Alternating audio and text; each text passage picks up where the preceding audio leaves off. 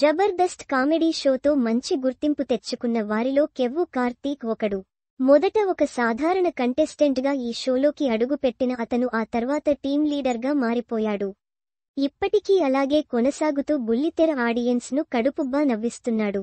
కెవ్వు కార్తీక్ మొదట మిమిక్రీ ఆర్టిస్ట్గా సత్తా చాటిన కార్తీక్ ఆ తరువాత జబర్దస్త్ షోలోకి అడుగుపెట్టి మంచి గుర్తింపు సొంతం చేసుకున్నాడు. మొదట ధనాధన్ రాజ్ టీంలో కంటెస్టెంట్గా చేరిన అతను ఆ తర్వాత తిరుపతి ప్రకాష్ టీంలోనూ మెరిశాడు.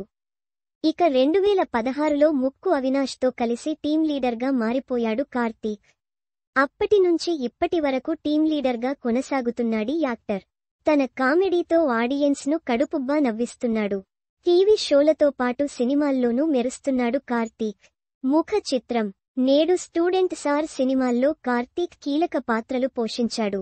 2023లో శ్రీలేఖ అనే అమ్మాయిని ప్రేమ వివాహం చేసుకున్నాడు కార్తీక్.